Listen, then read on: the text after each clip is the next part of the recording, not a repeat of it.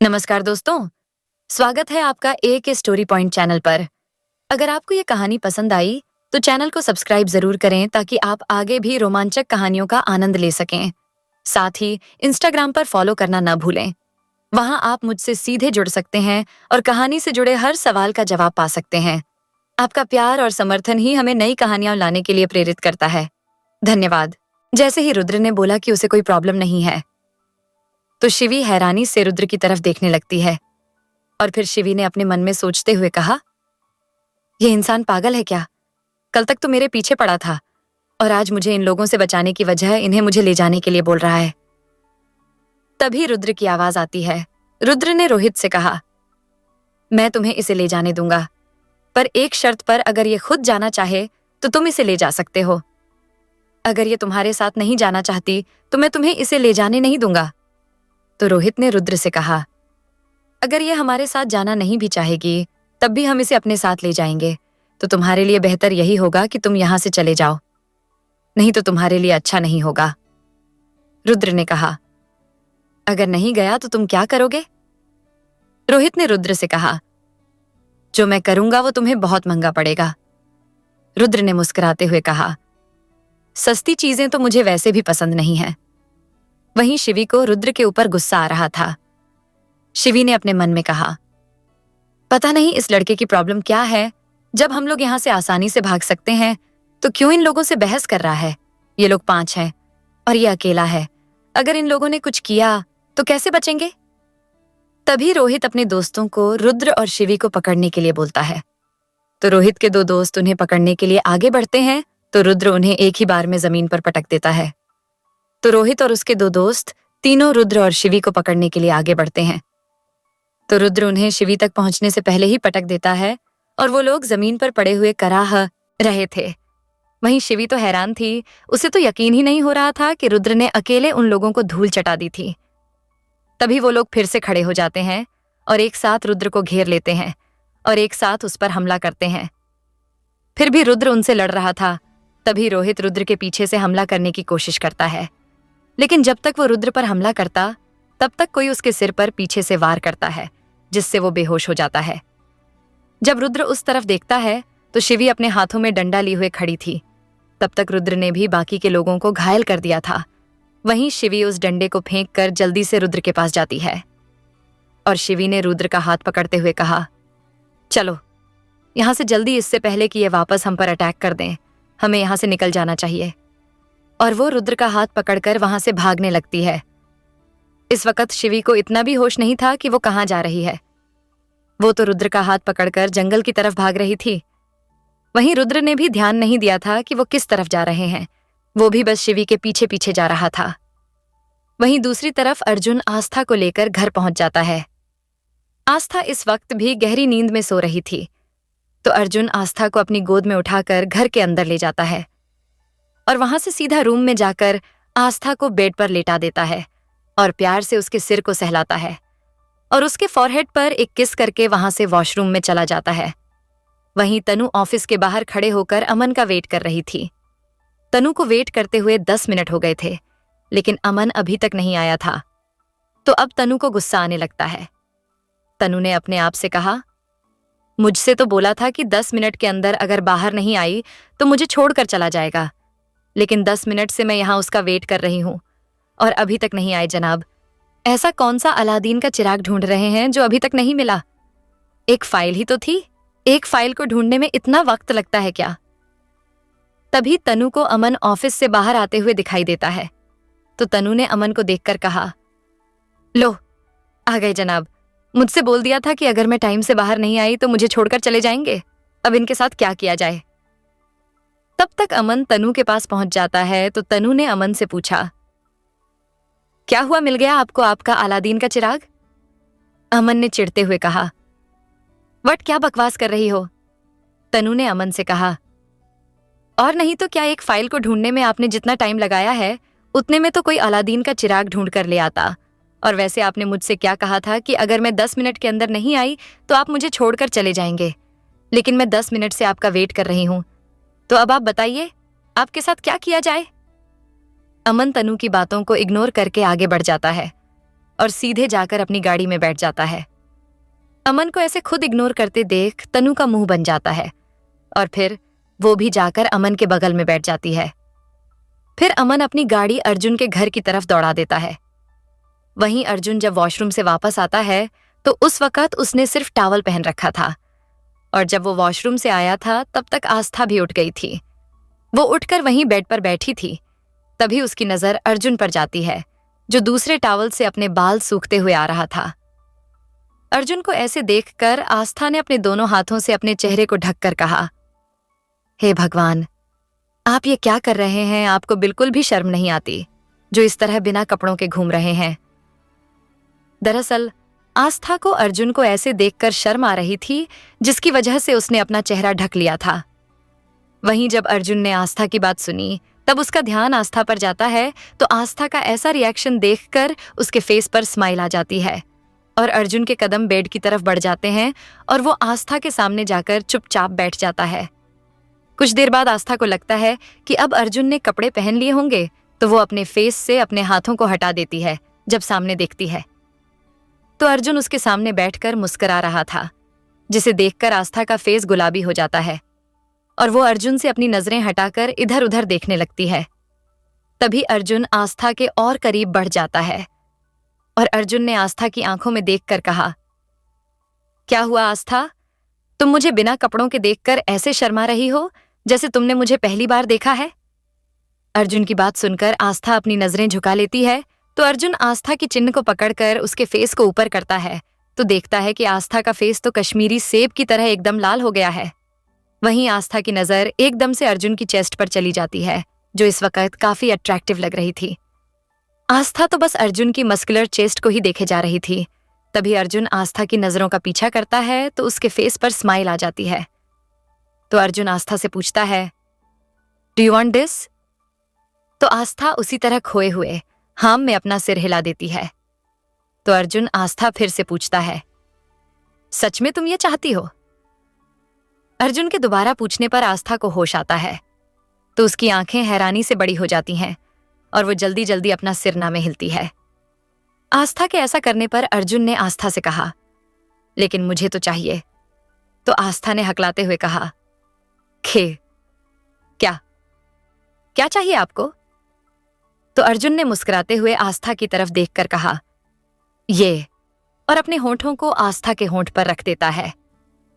अर्जुन की इस हरकत पर आस्था की आंखें हैरानी से बड़ी हो जाती हैं और उसकी दिल की धड़कनें काफी तेज हो जाती हैं। अर्जुन के आस्था के करीब आने से उसकी धड़कनें नॉर्मल से ज्यादा तेज स्पीड में धड़कती थीं। वो चाहकर भी अर्जुन को अपने करीब आने से रोक नहीं पाती थी। फिर करीब 5 मिनट के बाद अर्जुन आस्था के होठों को फ्री कर है, लेकिन उससे दूर नहीं होता तो आस्था अर्जुन को खुद से दूर करने के लिए उसके चेस्ट पर हाथ रखकर खुद से दूर करने की कोशिश करती है, क्योंकि उसे पता था कि अगर अर्जुन थोड़ा और आगे बढ़ा तो वो उसे रेसिस्ट नहीं कर पाएगी। इसलिए वो उसे खुद से दूर करने की नाकाम कोशिश कर रही थी। तभी अर्जुन ने आस्था के हाथों को अपनी चेस्ट पर देखकर आस्था से कहा, तुम जो अभी मेरे साथ कर रही हो, अगर मैं भी तुम्हारे साथ ये करूं तो? अर्जुन की बात सुनकर आस्था शर्मा जाती है और अर्जुन की चेस्ट से अपने हाथ वापस खींचने लगती है। तो अर्जुन ने आस्था के हाथों को पकड़ते हुए कहा, क्या हुआ वाइफी? तुमने मेरी बात का जवाब नहीं दिया। बोलो तुम जो कर रही हो, अगर मैं भी तुम्हारे साथ करूं तो? अर्जुन की बात सुनकर आस्था ने कहा, आपको बिल्कुल भी शर्म नहीं आती। दिन ब दिन और भी ज्यादा बेशर्म होते जा रहे हैं, छोड़िए मुझे। तो अर्जुन ने आस्था को देखते हुए कहा, अपनी बीवी से रोमांस करने में कैसी बेशर्मी? और तुम तो ऐसे बोल रही हो जैसे मैं अपनी बीवी से नहीं किसी और की बीवी के साथ रोमांस कर रहा हूं। तो आस्था ने अर्जुन को खुद से दूर करते हुए कहा, रोमांस करने का भी टाइम होता है, लेकिन आप तो कभी भी शुरू हो जाते हो। प्लीज अभी जाकर कपड़े पहन कर आइए। आस्था की बात सुनकर अर्जुन ने आस्था से कहा, तो तुम्हारे हिसाब से रोमांस करने का क्या टाइम है? अर्जुन की बात सुनकर आस्था चुप हो जाती है, क्योंकि उसे पता था कि वो कुछ भी बोलेगी तो अर्जुन उसे और भी ज्यादा टीच करेगा। तभी अर्जुन आस्था से फिर से पूछता है, क्या हुआ? तुमने बताया नहीं रोमांस करने का टाइम क्या है? तो आस्था ने मना करते हुए कहा, मुझे नहीं बताना, आप पहले जाइए कपड़े पहनकर। आइए। क्यों आपको ऐसे देखकर मुझे शर्म आ रही है? तो अर्जुन ने आस्था से कहा, लेकिन तुमने तो मुझे पहले भी बिना कपड़ों के देखा है, तो अभी ऐसे क्यों शर्मा रही हो जैसे पहली बार देख रही हो? इससे पहले आस्था कुछ बोल पाती, तभी कोई उनके रूम के डोर पर नॉक करता है। तो अर्जुन आस्था को छोड़कर क्लोजेट रूम की तरफ चला जाता है और आस्था जाकर डोर खोलती है तो देखती है सामने अमन और तनु खड़े थे। तनु को देखकर आस्था के फेस पर स्माइल आ जाती है। तभी अमन आस्था से पूछता है, भाभी, अर्जुन कहाँ है? तो आस्था ने अमन से कहा, वो अंदर हैं, आप लोग भी अंदर आइए। तो तनु और अमन दोनों अंदर आ जाते हैं। तभी अर्जुन भी अपने कपड़े पहनकर आ जाता है। तो अमन ने अर्जुन को फाइल देते हुए कहा, ये लो, तुमने जो फाइल मंगाई थी। तो अर्जुन ने तनु से कहा, तनु तुम यहीं आस्था के पास रुको। और अर्जुन ने अमन से कहा, अमन तू मेरे साथ स्टडी रूम में चल, तुझसे कुछ इंपॉर्टेंट डिस्कशन करना है। अर्जुन अमन के साथ वहां से स्टडी रूम में चला जाता है। तभी आस्था तनु से पूछती है, तू यहां अचानक से कैसे? तो तनु ने नाराज होते हुए कहा, क्यों, तू मुझे यहां देखकर खुश नहीं है? तो आस्था बोलती है, ऐसी बात नहीं है, इस वक्त तुझे ऑफिस में होना चाहिए था, इसलिए पूछ रही थी। तो तनु ने आस्था से कहा, हाँ, इस वक्त मुझे ऑफिस में ही होना चाहिए था, लेकिन सर ने मुझे यहां बुलाया था, इसलिए यहां आई हूं। आस्था ने तनु से पूछा, उन्होंने तुझे क्यों बुलाया है? तनु ने आस्था से कहा, मुझे भी नहीं पता, हो सकता है तेरे वजह से बुलाया हो। आस्था ने कंफ्यूज होते हुए कहा, मेरी वजह से क्यों? तनु ने कहा, हाँ, तेरी वजह से क्यों कि सर अमन के साथ एक प्रोजेक्ट में बिजी हैं और तू यहां अकेले बोर हो जाती तो मुझे यहां तुझे कंपनी देने के लिए बुला लिया हो। आस्था ने तनु से कहा, तनु तू कुछ भी बोलती है। अच्छा, अब जब तू यहां आ ही गई है तो आज तू यहीं रुकेगी, मेरे साथ मैं आंटी से बात कर लूंगी। तनु ने आस्था से कहा, लेकिन आस्था मैं यहां कैसे? आस्था ने तनु से कहा, लेकिन कुछ नहीं, तू यहीं रुक रही है, दैट्स इट। तनु ने आस्था से कहा, ओके फाइन। आस्था के बोलने पर तनु वहां रुकने के लिए मान जाती है। तो आस्था ने तनु से कहा, अच्छा चल, मैं तुझे कुछ कपड़े देती हूं तो तू जाकर शावर ले ले, तब तक मैं भी फ्रेश हो जाऊंगी। और फिर आस्था ने अपने कबर्ड से तनु को कुछ कपड़े लाकर देते हुए कहा, चल मैं तुझे रूम दिखा देती हूं। और फिर तनु को लेकर रूम दिखाने चली जाती है। कुछ देर बाद आस्था तनु को रूम दिखाकर अपने रूम में आ जाती है और खुद भी शावर लेने के लिए चली जाती है। जब आस्था शावर लेकर बाहर आती है तब उसने सिर्फ टॉवल पहन रखा था और मिरर के सामने खड़ी होकर अपने बाल सुखा रही थी। तभी आस्था की नजर अपनी गर्दन पर जाती है जहां लव बाइट बने हुए थे, जिन्हें देखकर आस्था के फेस पर स्माइल आ जाती है। फिर आस्था अपना टॉवल खोलकर अपनी चेस्ट देखती है, वहां पर भी अर्जुन के दिए हुए लव बाइट बने हुए थे। फिर वो जल्दी से अपने कपड़े निकालकर पहन लेती है और जल्दी से नीचे चली जाती है। तब तक तनु भी वहां आ गई थी। अब तक सारे सर्वेंट भी वापस आ गए थे सिवाय सुमित्रा आंटी के। तभी आस्था ने खुश होते हुए तनु से कहा, चल तनु, आज हम साथ में मिलकर खाना बनाते हैं, बहुत दिन हो गए हमने साथ में कुकिंग नहीं की, आज करते हैं।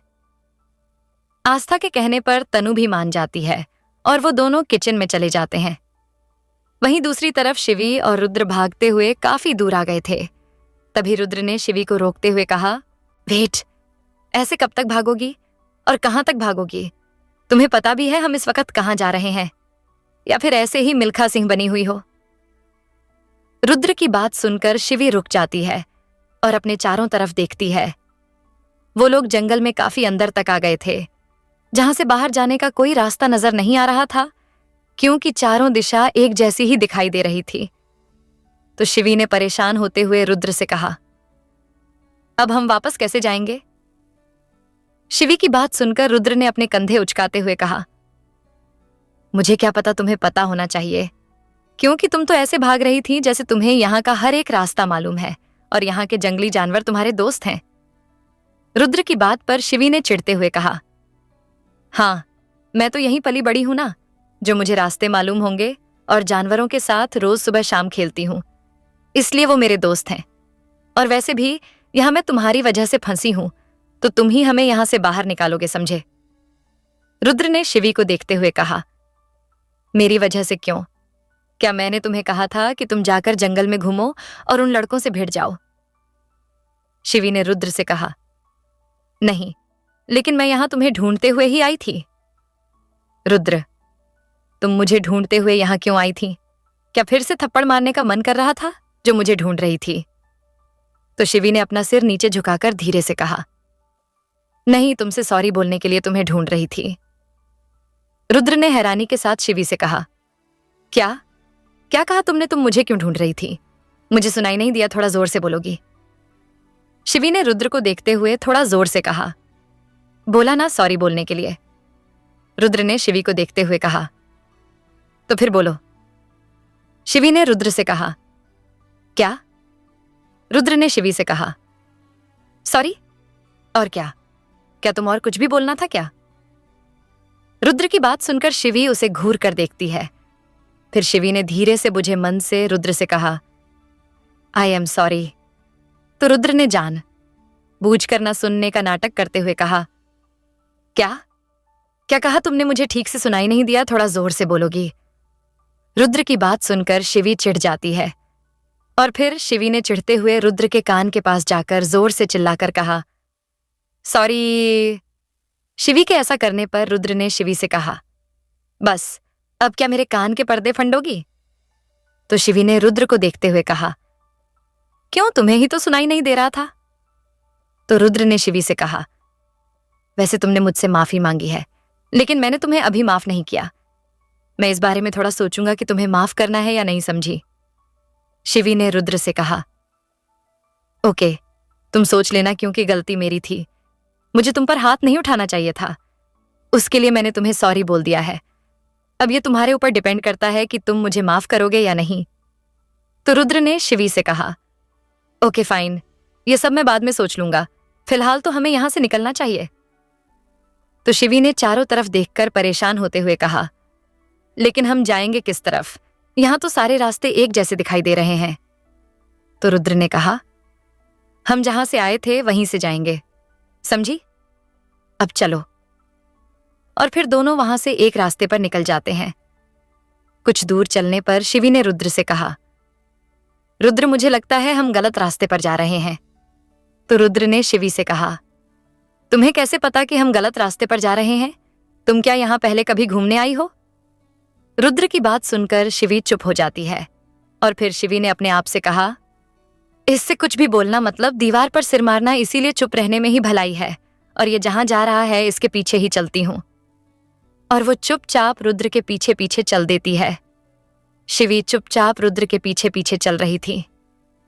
काफी दूर चलने के बाद शिवी ने रुद्र से कहा, रुद्र, हम कब से चल रहे हैं, लेकिन ये रास्ता खत्म होने का नाम ही नहीं ले रहा। मुझे लग रहा है कि हम गलत रास्ते पर जा रहे हैं। तो रुद्र ने शिवी से पूछा, और तुम्हें ऐसा क्यों लग रहा है कि हम गलत रास्ते पर जा रहे हैं? तो शिवी ने कहा, मुझे ऐसा इसलिए लग रहा है क्योंकि हम तब से एक ही जगह पर गोल गोल घूम रहे हैं।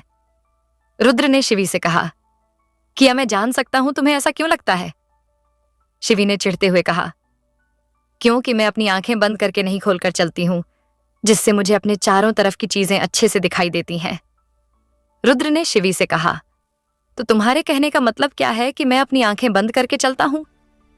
शिवी ने रुद्र को देखते हुए कहा, जिस तरह से तुम आगे पीछे बिना देखे चल रहे हो उससे तो यही लग रहा है। अब जल्दी यहां से चलो, शाम होने वाली है। अगर अंधेरा हो गया तो हम यहां से निकल नहीं पाएंगे और कोई जंगली जानवर हमें अपने डिनर में खा जाएगा। रुद्र ने चिल करते हुए कहा, डोंट वरी, अगर अंधेरा हो भी गया तो हम यहीं रुक जाएंगे। शिवी ने रुद्र से कहा, ओ हेलो, सपनों की दुनिया से बाहर निकलो। ये कोई फिल्म नहीं है जहां हीरो हीरोइन जंगल में फंस जाते हैं और उन्हें रुकने के लिए वहां झोंपड़ी मिल जाती है। और यहां मैं तुम्हारी हीरोइन नहीं हूं और ना ही तुम मेरे हीरो हो और ना ही हमें यहां कहीं रुकने की जगह मिलने वाली है। तो यहां से जल्दी से निकलने के लिए रास्ता ढूंढो, नहीं तो हम यहां किसी जानवर का डिनर बन जाएंगे। तो रुद्र ने चिल करते हुए कहा, डोंट वरी, मैं हूं ना। तो शिवी अपने मन में खुद से कहा, उसी बात का तो डर है कि तुम हो। और फिर वो चलते चलते कुछ दूर आ गए थे। तभी रुद्र की नजर एक झोंपड़ी पर जाती है। तो रुद्र ने खुश होते हुए शिवी से कहा, क्या कहा था तुमने कि ये कोई फिल्म नहीं है? माना कि ये फिल्म नहीं है, लेकिन यहाँ झोपड़ी तो है। फिर रुद्र ने झोपड़ी की तरफ इशारा करते हुए कहा, वो देखो, और हमारे रुकने के लिए जगह भी मिल गई, तो चलो हम वहीं रुकेंगे। वैसे भी रात होने वाली है, ऐसे भटकने से कोई फायदा नहीं है। अब चलो हम वहां जाकर रुकते हैं। तो शिवी रुद्र के साथ चल देती है और वो लोग उस झोपड़ी में अंदर चले जाते हैं। तभी शिवी ने रुद्र से कहा, रुद्र, हम यहाँ रुक तो रहे हैं, लेकिन वहां कैंप में सब हमें सब ढूंढ रहे होंगे और अनु परेशान हो रही होगी। तो रुद्र ने शिवी से कहा, तो तुम क्या चाहती हो कि हम अभी यहाँ से चले, ताकि वहां तक पहुंचने से पहले किसी जानवर के पेट में पहुंच जाएं। इसलिए अच्छा यही होगा कि आज रात हम यहीं रुक जाएं और कल सुबह यहाँ से जाए तो सही सलामत वहां पहुंच जाएंगे। तभी शिवी ने झोपड़ी को देखते हुए रुद्र से कहा, मुझे लगता है यहाँ कोई रहता है। तो रुद्र ने शिवी से कहा, हाँ, शायद तुम्हारे रिश्तेदार रहते हैं, इसलिए तुम्हें पता है। तो शिवी ने चिढ़ते हुए कहा, वेरी फनी, मैं इसलिए बोल रही थी क्योंकि यहाँ जरूरत का हर सामान मौजूद है, तो ऑफिशियली यहाँ कोई रहता होगा। वहीं कैंप में सब लोग रुद्र और शिवी को ढूंढ रहे थे, लेकिन उन लोगों को वो लोग कहीं नहीं मिलते, तो सब लोग वापस कैंप में आ जाते हैं।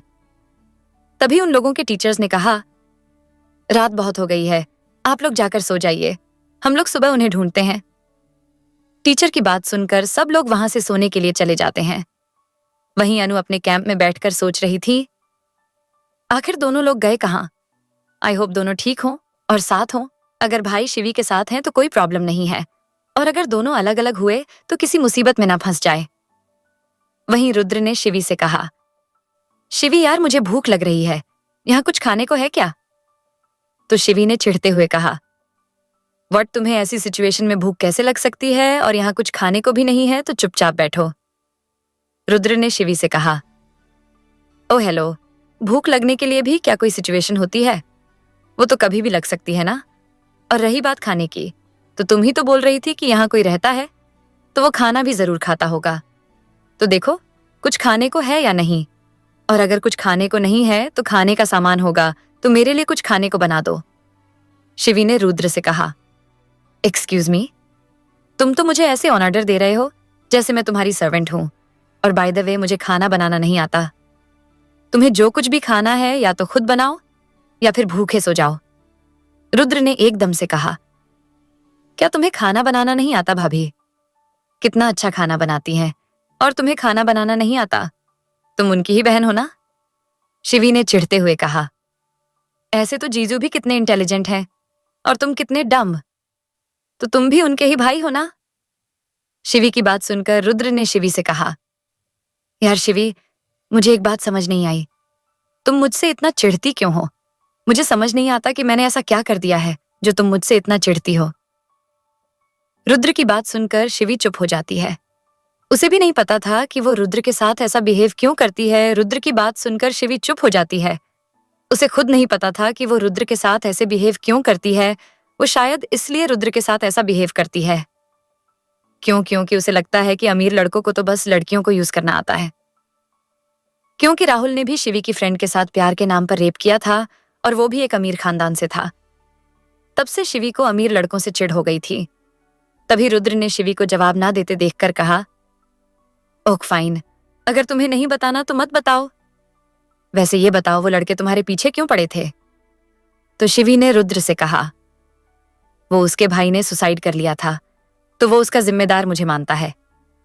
तो रुद्र ने कहा, मतलब मैं कुछ समझा नहीं, जरा डिटेल में बताओगी? तो शिवी ने कहा, रोहित का भाई राहुल मेरे साथ ही पढ़ता था, और वो हमेशा मेरी फ्रेंड काजल को परेशान करता रहता था, जैसे उसे फॉलो करना, छेड़ना। और फिर एक दिन उसने पूरे कॉलेज के सामने उसे प्रपोज किया, तो काजल ने उसका प्रपोजल ठुकरा दो, जिससे वो बौखला गया और पूरे कॉलेज के सामने उसके साथ बदतमीजी करने लगा, जिस वजह से काजल को गुस्सा आया और उसने उसे सबके सामने थप्पड़ मार दिया। उस थप्पड़ की उसने काजल को धमकी दी कि वो उससे बदला लेकर रहेगा, और फिर एक दिन उसने काजल को किडनैप करके उसका रेप कर दिया, जिस वजह से मैंने उसे जेल पहुंचाया था, और जेल में ही उसने सुसाइड कर लिया। रुद्र शिवी की बात बहुत ध्यान से सुन रहा था। तभी रुद्र ने शिवी से कहा, अगर वो प्यार करता था तो काजल ने उसका प्रपोजल एक्सेप्ट क्यों नहीं किया? वो एक्सेप्ट भी तो कर सकती थी। तो शिवी ने कहा, हाँ कर सकती थी, लेकिन प्यार होता तो वो उसका प्यार नहीं था, वो उसकी हवस थी। और उसने पहले भी कई लड़कियों के साथ हवस मिटाई थी, और ये बात पूरा कॉलेज अच्छे से जानता था। और काजल के साथ भी ऐसा ही करता। और वैसे भी अमीर घर के लड़के होते ही ऐसे हैं, उन्हें लड़कियां बस खिलौना लगती हैं। जब तक मन कर रहा तब तक खेलो, और जब मन भर जाए तो उठाकर फेंक दो। तो रुद्र ने शिवी से कहा, ऐसा कुछ नहीं है, हर कोई एक जैसा नहीं होता। फिर रुद्र ने शिवी को देखते हुए कहा, वेट, कहीं तुम मेरे बारे में ऐसा तो नहीं सोचती? मैं तुम्हें पहले ही बता दूं, मैं इतना कमीना नहीं हूं किसी लड़की के साथ ऐसा करूं। समझी? तुम मुझे नहीं पता तुम मेरे बारे में क्या सोचती हो, लेकिन मैं तुम्हारी गलतफहमी दूर कर देता हूं कि मैं उस राहुल की तरह नहीं हूं। तो शिवी ने रुद्र से कहा, मैंने ऐसा कब कहा कि तुम उस राहुल की तरह हो? तो रुद्र ने शिवी को देखते हुए कहा, नहीं, मुझे लगा जिस तरह तुम बिहेव करती हो उससे मुझे यही लगा। तो शिवी ने रुद्र से कहा, ऐसा कुछ नहीं है। तो रुद्र ने कहा, अच्छी बात है कि ऐसा कुछ नहीं है। और फिर रुद्र ने वहां से खड़े होते हुए कहा, मुझे तो बहुत जोर से भूख लगी है, चलो मैं ही देख लेता हूं कि कुछ बनाने के लिए है या नहीं, अगर होगा तो बना लूंगा। तो शिवी हैरानी के साथ रुद्र से पूछती है, व्हाट, तुम्हें खाना बनाना आता है? तो रुद्र ने मुस्कुराते हुए कहा, हाँ, मुझे और भाई दोनों को खाना बनाना आता है, कभी कभी तो हम साथ में भी कुकिंग करते हैं। और फिर रुद्र कुछ ढूंढने लगता है।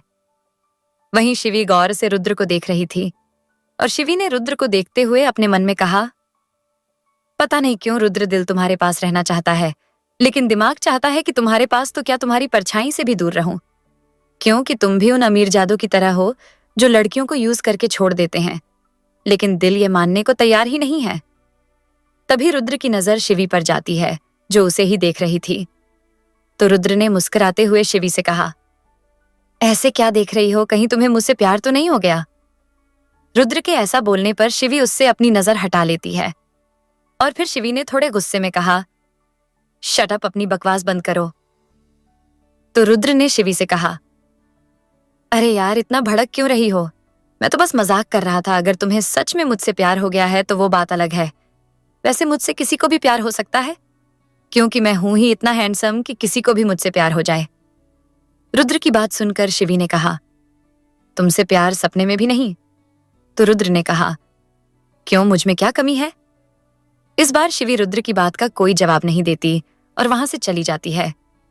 शिवी के जाते ही रुद्र अपने आप से कहा, ऐसे कब तक भागोगी शिवी, एक ना एक दिन तुम्हें मुझसे प्यार हो ही जाएगा, और उस दिन का मुझे बेसब्री से इंतजार है। जब तुम अपने प्यार को कबूल करोगी, क्योंकि रुद्र सिंह राठौर को तो तुमसे प्यार हो ही गया है। अब उसे इंतजार बस तुम्हारे प्यार का है, क्योंकि अब मुझे अपनी लाइफ में तुम्हारे अलावा कोई नहीं चाहिए। और मैं ये भी जानता हूं कि तुम मेरे बारे में भी वही सोचती हो जो दूसरे लड़कों के बारे में सोचती हो, लेकिन बहुत जल्द मैं तुम्हारी ये गलत फहमी दूर कर दूंगा। वहीं शिवी ने बाहर आकर खुद से कहा, क्या हो रहा है शिवी, तुझे तो रुद्र की तरफ अट्रैक्ट क्यों हो रही है? तू उसकी तरफ अट्रैक्ट नहीं हो सकती, क्योंकि उसे तुझ में कोई इंटरेस्ट नहीं है। उसकी ऑलरेडी इतनी सारी गर्लफ्रेंड है, और वो अपनी हॉट गर्लफ्रेंड को छोड़कर तुझ में क्यों इंटरेस्ट दिखाएगा? और वैसे भी वो भी लड़कियों के साथ टाइम पास करता है, और मेरी फीलिंग्स कोई टाइम पास करने के लिए नहीं है। शिवी वहां खड़े होकर यही सब सोचने लगती है। वहीं दूसरी तरफ आस्था और तनु दोनों ने मिलकर डिनर बना लिया था, और वो लोग खाना डिनिंग टेबल पर लगा रहे थे। तभी अर्जुन और अमन भी वहां आ जाते हैं।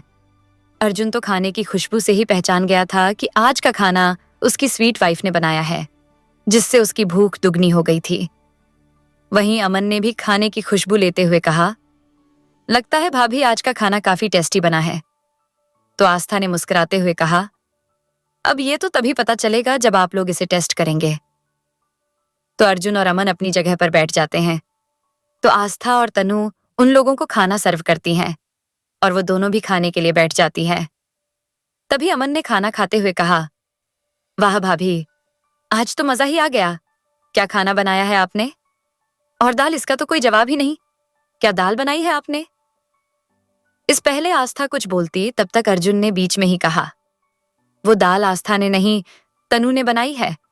जब अर्जुन ये बोला कि दाल तनु ने बनाई है, तो अमन को एकदम से खांसी आ जाती है और वो जल्दी से पानी पीता है।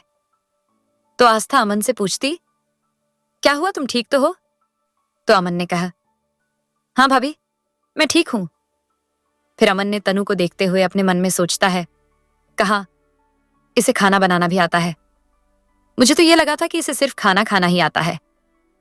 तभी अमन अर्जुन से पूछता है, वैसे अर्जुन, तुझे कैसे पता चला कि ये दाल भाभी ने नहीं बनाई? अर्जुन ने अमन को देखकर कहा, क्योंकि मुझे आस्था के हाथ के खाना का टेस्ट अच्छे से पता है। और फिर सब अपना डिनर कर लेते हैं। डिनर करने के बाद अर्जुन अमन को लेकर फिर से स्टडी रूम में चला जाता है और आस्था और तनु दोनों एक साथ चली जाती हैं। आस्था तनु को लेकर अपने रूम में चली जाती है। कुछ देर बात करने के बाद तनु ने आस्था को छेड़ते हुए कहा, अच्छा आस्था, अब मैं चलती हूँ, जीजू आते ही होंगे और मैं यहाँ रहकर तुम दोनों के बीच कबाब में हड्डी नहीं बनना चाहती। और तनु अपने रूम में सोने चली जाती है। तनु के जाने के बाद आस्था अर्जुन को देखने के लिए स्टडी रूम की तरफ चली जाती है। जब आस्था स्टडी रूम में पहुंचती है तो अर्जुन आस्था को देखकर पूछता है, आस्था, तुम यहाँ क्या हुआ? Everything is okay. और तनु कहाँ है?